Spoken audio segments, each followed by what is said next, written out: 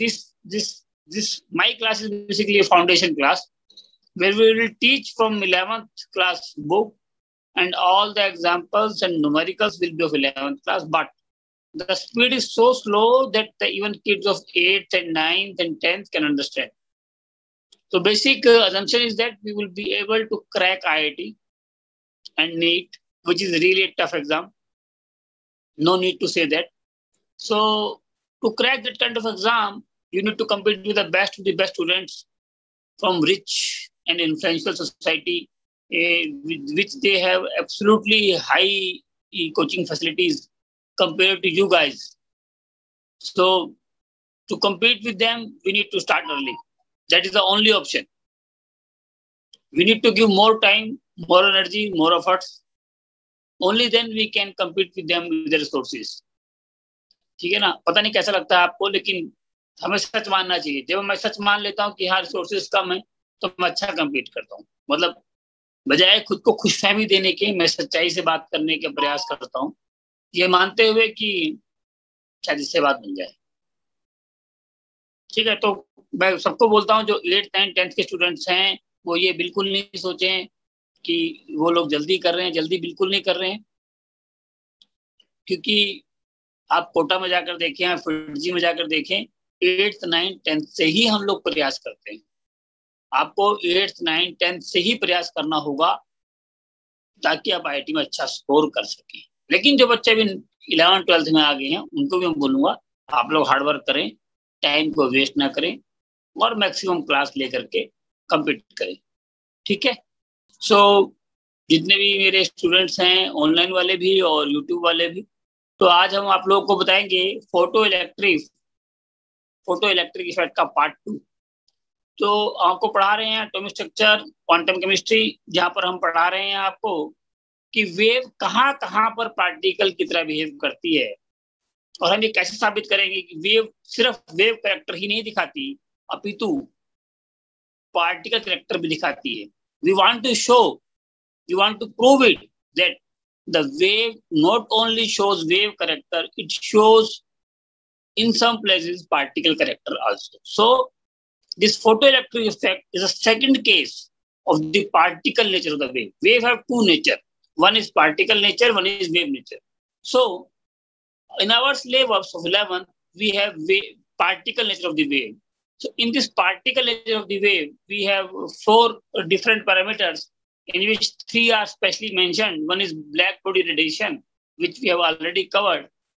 Although numerical of this black body radiation is not fully covered, we will cover it either today or in the next class.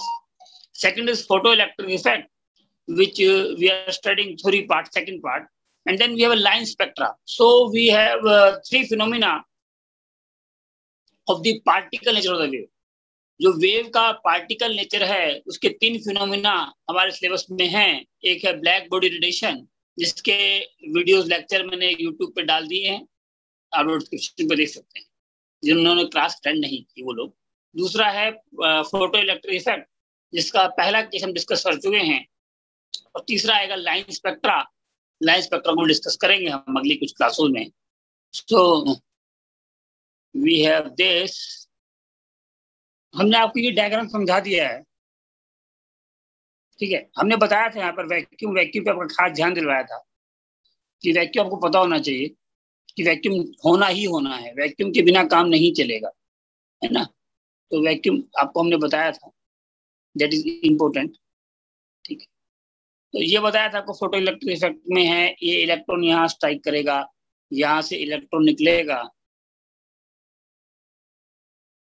यहाँ से electron निकलेगा और उधर जाएगा, और यहाँ पर डिटेक्टर है, ये डिटेक्टर. फिर क्योंकि ये पॉजिटिव चार्ज को पता होना चाहिए आपको और ये नेगेटिव चार्ज पता होना चाहिए आपको, ठीक है. तो ये हमने आपको बता दिया था, इसमें ज्यादा कुछ करना नहीं है. इसमें 2-3 चीजों का ध्यान रखना है कि ये जो मेटल सरफेस है ना, this metal surface is made of special metals. इसके बारे में आज बताएंगे हम, स्पेशल मेटल्स के बारे में बताएंगे, जिसमें सीजियम है. ठीक है. सीजियम पूरी टेबल का पूरी केमिस्ट्री का सबसे बड़ा डोनर है। डोनर मतलब कि इसके पास इलेक्ट्रॉन जो है ना वो बहुत लूजली बाउंड होते हैं, मतलब इतने लूजली बाउंड होते हैं कि इस पे अगर लाइट डाली जाती है तो इलेक्ट्रॉन टूट जाता है, और टूट जाता है तो ये यहाँ ना रहे और यहाँ से यहाँ जाए, इसके लिए ये आपका पॉजिटिव नेगेटिव इफेक्ट है। ठीक है, तो इलेक्ट्रॉन पर नेगेटिव चार्ज होता है, हमने पहले ही बताया था आपको। तो नेगेटिव नेगेटिव को रिपेल करेगा और पॉजिटिव नेगेटिव को अट्रैक्ट करेगा। ठीक है, जिसकी वजह से इलेक्ट्रॉन इधर किधर मूव करेगा। ठीक है, ये हमने आपको बता दिया था। अब आपको हमने क्या बताया था, ये मैक्स प्लैंक की फोटो है। ठीक है, इनको भी नोबेल पुरस्कार मिला है, देख रहे हैं नोबेल पुरस्कार मिला है। ये मिला है ब्लैक बॉडी रेडिएशन के लिए, जो मैं आपको पढ़ा चुका हूँ। ठीक है, तो ये, और ये हम आ गए हैं फोटो इलेक्ट्रिक इफेक्ट पे। मैंने कुछ भी बता दिया था आपको, ये सब बता दिया था मैंने आपको। मैं बताया था थ्रेशोल्ड फ्रीक्वेंसी के बारे में बता दिया था। वो क्या कहता है कि ये जो लाइट है, प्लेट है, इस प्लेट पे जो लाइट आ रही है, इस पे जो लाइट आ रही है ना, हर एक लाइट इसको नहीं निकालेगी। एक मिनिमम फ्रीक्वेंसी होनी चाहिए। क्या कहता है, मिनिमम फ्रीक्वेंसी। ये मिनिमम फ्रीक्वेंसी है ना साहब, ये मिनिमम फ्रीक्वेंसी के बिना आप इलेक्ट्रॉन को बाहर नहीं निकाल पाओगे। इलेक्ट्रॉन बाहर निकालने के लिए एक मिनिमम फ्रीक्वेंसी चाहिए। क्या चाहिए, फ्रीक्वेंसी। इसको बोलते हैं म्यू नॉट। म्यूट को बोलते हैं थ्रेशोल्ड फ्रीक्वेंसी। देखिए पढ़ देता हूं आपके लिए। The number of electrons ejected, electron तो निकलते हैं, is proportional to the intensity. Intensity होता है तीव्रता। मैंने लास्ट क्लास में बताया हुआ आपको ये बात, थोड़ा सा यहाँ रिपीट कर रहा हूँ। The each metal, for each metal there is a characteristic minimum frequency, also known as threshold frequency. जो मी नोट है ना, ये mu naught, below which photo electric effect is not. Mu naught से कम अगर आपके लाइट की फ्रीक्वेंसी है तो इलेक्ट्रॉन नहीं निकलेगा, हम लोग इलेक्ट्रॉन नहीं निकाल पाएंगे। ठीक है, एग्रीड। ठीक है, द काइनेटिक एनर्जी। अब ये काइनेटिक एनर्जी मैंने फॉर्मूला बताया था आपको, हाफ एम व्यू। यहाँ वी क्या है, velocity of the electron. M क्या है, मास ऑफ द। ठीक है, ये क्या है, काइनेटिक एनर्जी। तो काइनेटिक एनर्जी का फॉर्मूला आपको होपफुली आता होगा, नहीं आता है तो फॉर्मूला ये है। ठीक है, अब क्या कहता है, कहता है कि ये जो मेटल सरफेस है और इससे जो इलेक्ट्रॉन बंधा है, और इसको तोड़ने के लिए आपने लाइट डाली है, तो भी इलेक्ट्रॉन बंधा हुआ है।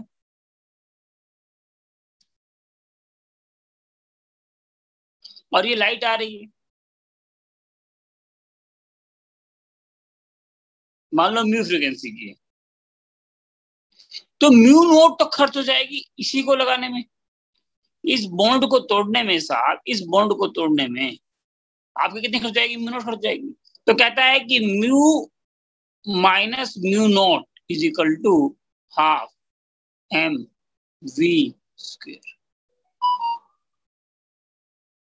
क्या कहता है कि म्यू तो खर्च हो जाएगी, जो म्यू है ये म्यू तो खर्च जाएगी इसको तोड़ने में। ये जो बॉन्ड स्ट्रेंथ है, इसके साथ ये जो मेटल जुड़ा हुआ है, ये जो बॉन्ड स्ट्रेंथ, तो आपकी एनर्जी कौन सी आ रही है, म्यू आ रही है ना। यू आर सेंडिंग, आपकी तो साहब म्यू आ रही है ना। इस म्यू में से म्यू नोट तो खर्च हो जाएगी किसके लिए, इसको तोड़ने में ही। तो बचेगी क्या, mu minus mu naught is equal to half M V. Agreed, that is called photo electric effect. ठीक है, all the above results could not be explained. क्या कहता है, कहता है कि ये जो बात थी ना कि ये जो इलेक्ट्रॉन था, इस इलेक्ट्रॉन को तोड़ने के लिए आपने मान लेते हैं कि 250 की 5 भेज दी या 4 भेज दी, फिलहाल के लिए मान लेते। ये जो बॉन्ड स्ट्रेंथ है मान लेते हैं 90 की है, 90 किलो जूल की है। मान लो 250 किलो जूल की 4 लाइट आपने भेज दी, तो ये टूट क्यों नहीं जाती? सवाल ये है कि 250 गुना 4, 250 गुना 4 हो गया है साहब 1000। तो अब ये 1000 की एनर्जी हो गई ना, 1 2 3 4। जब 4 आपने लाइट भेजी है तो ये टूट जानी चाहिए, लेकिन ये नहीं टूटती। होता क्या है बल्कि कि ये मेटल है, ये इलेक्ट्रॉन है, आप 250 की एक भेजते हो, टकराती है, ये हिलती है, वाइब्रेट करती है, टूटती नहीं है। फिर दूसरी 250 की, फिर तीसरी 250 की, चारों 250 में हिलती तो है पर टूटती नहीं है। इसके बनिस्पत जब आप एक ताकतवर एनर्जी 1000 की भेज देते हो, मान लो आप 1000 की एक भेज देते हो, टूट जाता है ये बॉन्ड टूट जाता है, ये इलेक्ट्रॉन बाहर आ जाता है। क्या कहता है? कहता है इस फिनोमेना को एक्सप्लेन कोई नहीं कर पाया। क्लासिकल फिजिक्स की बात करते हैं हम, इसकी बात करते हैं।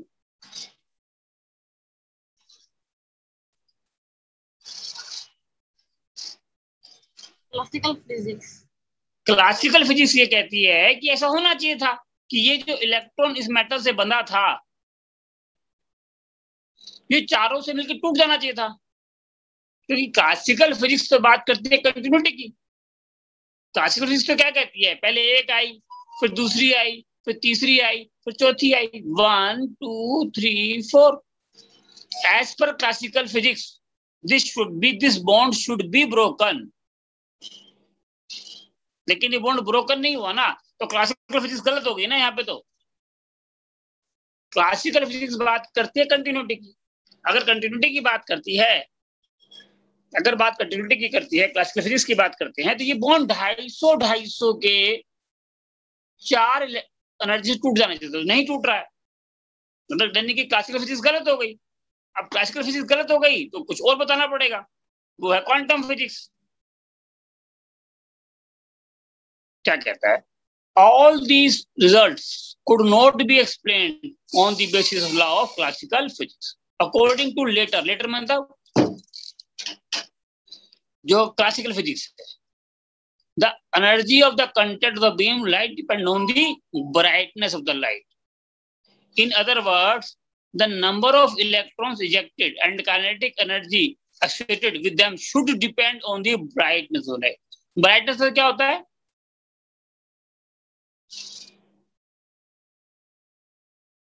इंटेंसिटी, तीव्रता। क्या कहता है?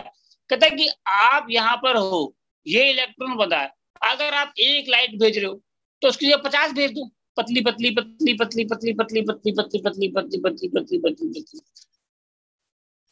ये कहता है क्लासिकल फिजिक्स। क्लासिकल फिजिक्स कहता है कि जितनी ब्राइटनेस, ये क्या है, ब्राइटनेस हाई है ना भाई, ये एक ब्राइटनेस हाई है, और ये क्या है, ये तो फ्रीक्वेंसी है ना, म्यू। इनकी क्या है, इनकी फ्रीक्वेंसी कम है, इसकी फ्रीक्वेंसी बहुत बड़ी है। तो क्या कहता है? कहता है कि क्लासिकल फिजिक्स के हिसाब से तो होना ये चाहिए था कि अगर ब्राइटनेस हाई हो, इंटेंसिटी हाई हो, टूट जाना चाहिए। लेकिन क्वांटम क्या कहता है? नहीं, इससे काम नहीं बनेगा। एज पर क्वांटम से काम ही नहीं बनेगा। क्वांटम कहता है ये जो क्वांटम फिजिक्स है, जो फोटो इलेक्ट्रिक इफेक्ट है, जो हमारे मैक्स प्लैंक कहते थे, जो हमारे अभी अल्बर्ट आइंस्टीन बताएंगे कि ये चीज ठीक है, ये चीज ठीक है, ये गलत है, ये थोड़ी गलत है। ठीक है जी, आगे बताते हैं। All the results could not be explained on the basis of classical physics. According to later, energy content of the beam of light depends upon the brightness. Classical physics क्या कहती है? Brightness. In other words, number of electrons, कितने टूट रहे हैं,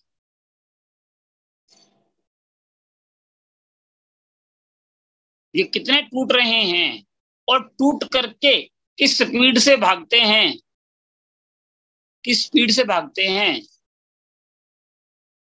दो चीजें हो गई ना, कितने टूट रहे हैं और टूट करके किस स्पीड से भागते हैं, दो बातें हो गई। जिस स्पीड से भागते हैं तो वेलोसिटी हाई हो गई। अगर वेलोसिटी हाई है तो हाफ mv² से क्या हो जाएगा, एनर्जी हाई हो जाएगी। भाई एनर्जी हाई हो जाएगी मतलब वेलोसिटी हाई है, मान सकता हूं ना मैं। अगर किसी की वेलोसिटी हाई है, देख लेते हैं, kinetic energy that is proportional to half mv², और I can say kinetic energy is equal to half mv² है ना ये तो, और I can say kinetic energy is directly proportional to. अगर वेलोसिटी बढ़ेगी, अगर ये बढ़ेगी तो ये बढ़ेगी ना। भाई kinetic energy directly proportional to v²। पर क्या कहता है, कहता है ऐसा हो नहीं रहा ना। Other words, number of electrons कितने इजेक्ट हो रहे हैं, and kinetic energy with them should मतलब होनी चाहिए थी, शुड मतलब होनी चाहिए थी on the brightness of light, लेकिन ऐसा हुआ नहीं, ऐसा हुआ नहीं। It has been observe that though the number of electrons ejected does depend on the brightness, जो नंबर ऑफ इलेक्ट्रॉन्स हैं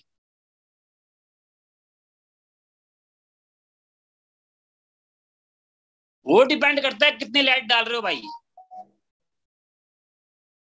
लेकिन वो किस स्पीड से भागता है ये किस पर डिपेंड कर रहा है। ये इलेक्ट्रॉन टूट कर किधर भागता है, देखो क्या कहता है, कहता है कि ये जो मेटल है इस पे इलेक्ट्रॉन लगे हैं ना, ये अभी लाइट डाल रहे हैं ढेर सारी, तो दो बातें हैं, कितने टूटते हैं और टूट के कहां तक जाते हैं। तो कितने टूटते हैं वो डिपेंड कर रहा है ब्राइटनेस पे, कहां तक जाते हैं वो डिपेंड कर रहा है frequency. So the number of electrons ejected, कितने इलेक्ट्रॉन टूट के अलग होते हैं ये डिपेंड कर रहा है ब्राइटनेस पे, लेकिन टूट के किस स्पीड से जाते हैं ये डिपेंड करता है फ्रीक्वेंसी पे।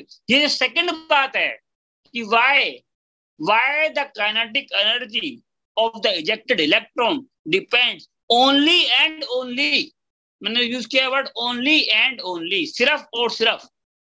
the question which could not be explained by classical physics, classical physics जिस बात को नहीं बता पाई वो बात ये थी कि एक इलेक्ट्रॉन टूटने के बाद जिस स्पीड से भागता है, जिस काइनेटिक से भागता है, वो सिर्फ और सिर्फ फ्रीक्वेंसी पे डिपेंड कैसे करती है, ये बात क्लासिकल फिजिक्स नहीं बता पाई। Agreed?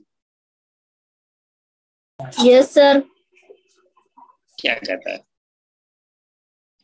In other words number of electrons ejected and kinetic should depend, होनी चाहिए थी किस पर, ब्राइटनेस पर नहीं हुआ। It has been observe, it has been ऐसा देखा गया दैट दो नंबर ऑफ, दो मतलब यद्यपि the number of electrons ejected does depend upon the brightness of light, the kinetic energy of the electron does not। जो नंबर ऑफ इलेक्ट्रॉन्स हैं वो डिपेंड करते हैं किस पे, ब्राइटनेस पे, लेकिन लेकिन लेकिन kinetic energy of the ejected electron does not depend upon the brightness। That is the question, the kinetic energy does not depend। For example, red light, this is 4.3 10 to the power 14 हर्ज। ये हर्ज बताता है, हर्ज किसकी unit है, frequency की।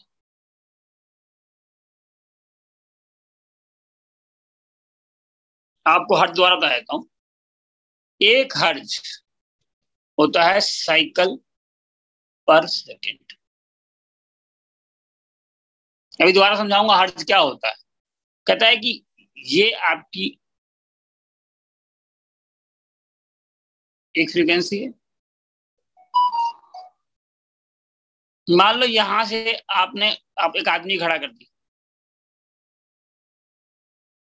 जो घड़ी लेके खड़ा है ना, तो 1 सेकंड से लेकर के यहां से घड़ी घूमते घूमते घूमते घूमते घूमते घूमते घूमते घूमते घूमते घूमते घूमते टोटल 1 सेकंड में कितनी वेव निकलती हैं, कितनी वेव निकलती हैं, उनकी जो गिनती है, किसकी, the number of wave travelled from one point, क्या कहता है, इस एक पॉइंट से,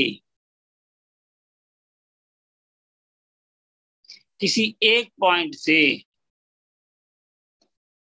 1 सेकंड में,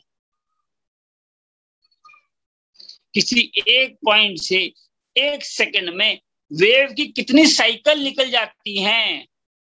इसलिए है ना, एक निकली, फिर दूसरी निकल गई, फिर तीसरी निकल गई, फिर चौथी निकल गई, फिर पांचवी निकल गई। तो 1 सेकंड में एक जगह से, 1 सेकंड में एक जगह से कितने साइकिल निकलते हैं, that is called cycle of, cycle पर सेकंड, और आल्सो कॉल्ड फ्रीक्वेंसी। तो what is called frequency? Frequency is called the number of cycle travelled from one point in 1 second. इसकी यूनिट क्या होती है? हर्ट्ज। Okay okay. हर्ट्ज देख करके आपको समझ में आना चाहिए कि ये फ्रीक्वेंसी की बात कर रहा है। अगर आप किसी चीज को देखते हैं, देखो उसने क्या लिखा है, फॉर एग्जाम्पल रेड लाइट, ये तो लिखा नहीं कहीं फ्रीक्वेंसी है, ये कहाँ लिखा है इतने की फ्रीक्वेंसी है? of any brightness intensity may shine on a piece of potassium metal for hours। कहता है कि ये जो है, इस पर मान लो ये इलेक्ट्रॉन लगा है, इस पर इलेक्ट्रॉन लगा है, आपने लाल कलर की लाइट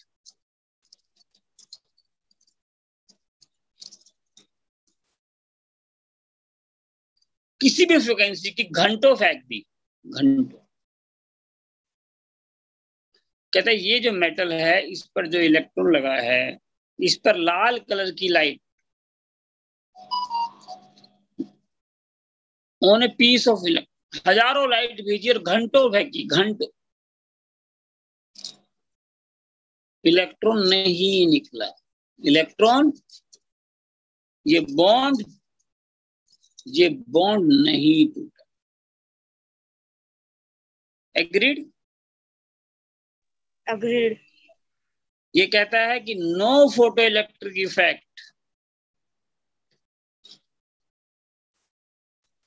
पोटेशियम मेटल, देख रहे हो, पोटेशियम मेटल, मेटल डिफाइंड करता है वो, ये पोटेशियम का सिंबल है। पोटेशियम का सिंबल है क्या?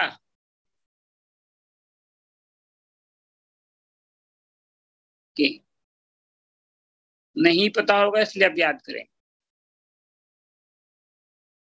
For hours, but no photoelectric. But as soon as a very weak yellow light, ये इलेक्ट्रॉन था हमारे पास, अब इस तुमने क्या फेंक दी? येलो लाइट फेंक दी।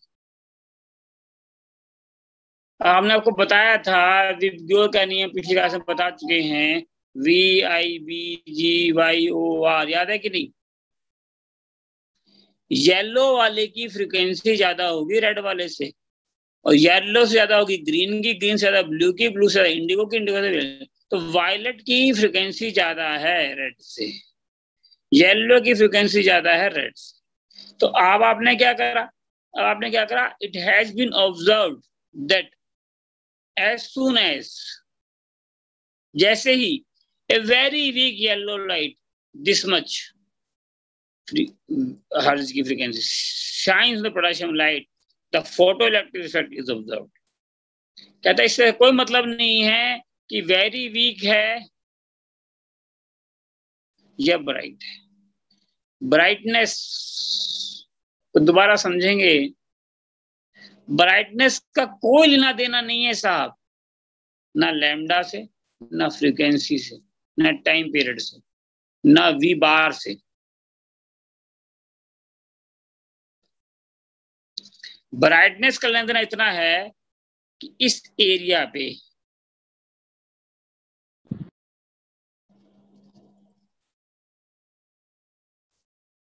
ठीक है, अब मान लो ये रेड लाइट है,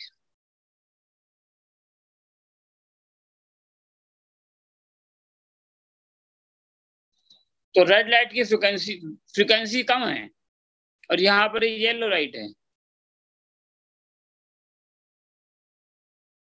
यहाँ तो फ्रीक्वेंसी ज्यादा है ना, इससे क्या कम है इसका, इसकी ब्राइटनेस कम है। ब्राइटनेस होता है कितनी पड़ रही है लाइट एक खास जगह पर, किसी खास जगह पर लाइट कितनी पड़ रही है, ये है ब्राइटनेस। ब्राइटनेस का कोई लेना देना नहीं है फ्रीक्वेंसी के साथ और कोई लेना देना नहीं है वेवलेंथ के साथ, मतलब ना लैम्डा के साथ लिंक है ना म्यू के साथ लिंक है। एग्रीड? Yes sir. आपको समझ में आना चाहिए ब्राइटनेस होती क्या है। ब्राइटनेस है number of waves, number of light falling in a particular place, है ना, इन ए पर्टिकुलर टाइम। लाइट कितनी पड़ रही है, ये है ब्राइटनेस। ठीक है। The threshold frequency,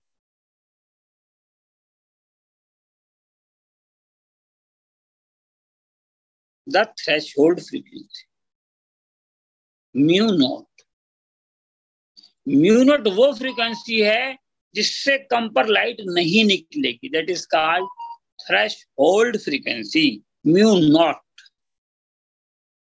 agreed? Einstein 1905।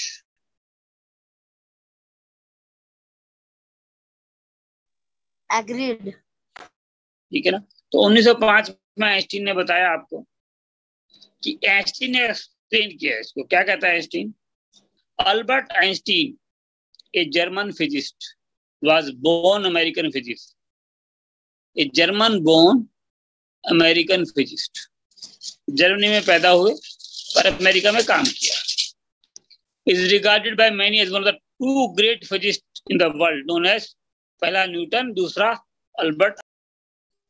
Albert Einstein a German born American physicist regarded by many as one of the two great physicists in the world। कहता है कि जो E is equal to mc square, याद होगा तो आपको, सुना तो होगा आपने, ये भी आइंस्टीन इक्वेशन है। कहता है आइंस्टीन को न्यूटन के साथ रखा जाता है, मतलब अगर आपको दो फिजिक्स के नाम पूछे जाते हैं तो एक न्यूटन और एक हमारे Albert Einstein, one of the greatest scientist in the history. Has 3 research papers on special relativity, Brownian motion. एक रिलेटिविटी पे है, रिलेटिविटी का वही है, E is equal to mc square. yes, this is Einstein equation। While he was employed as a technical assistant, मैं बताना क्यों चाहता था आपको कि टेक्निकल असिस्टेंट थे, साइंटिस्ट नहीं थे। देख रहे हैं बात। And a Swiss patent office in Bern have profoundly influenced the development of physics। कोई टेक्निकल असिस्टेंट होकर के भी इतना बड़ा नाम ले सकता है, बना सकता है, जितना बड़ा कोई साइंटिस्ट भी नहीं बना पाया है। He received Nobel Prize, the greatest prize in the service of science is Nobel Prize, for the explanation of photoelectric effect। 1905 में पब्लिश किया था, 1921 में, जो वाला आज से 100 साल पहले इनको मिला नोबेल पुरस्कार 1921 में। एग्रीड? ये मेटल है, देखो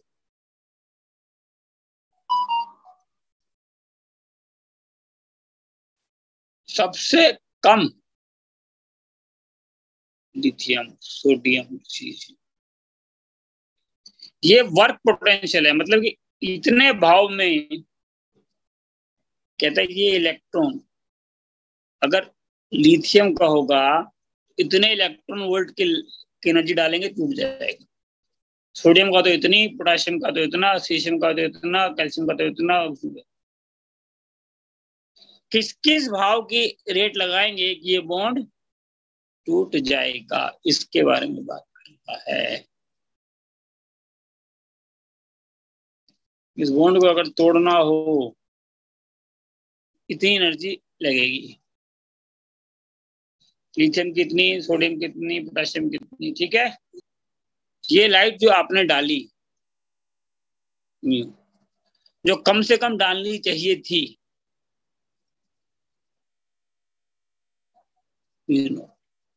तो क्या कहता है, तो अब क्या है, ये आपका फॉर्मूला हो गया। H क्या है, 6.626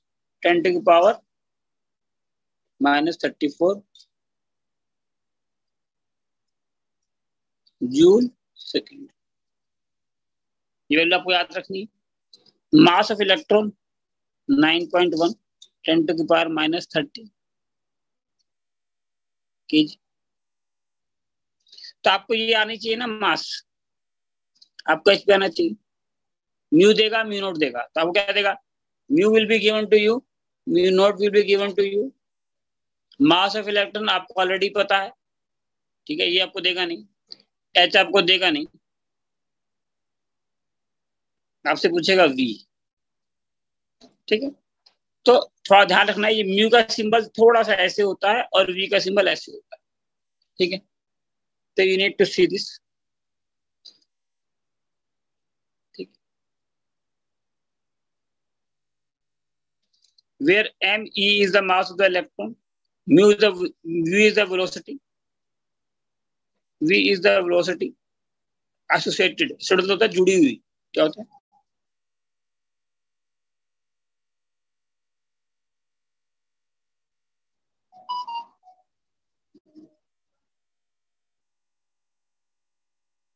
जुड़ी हुई।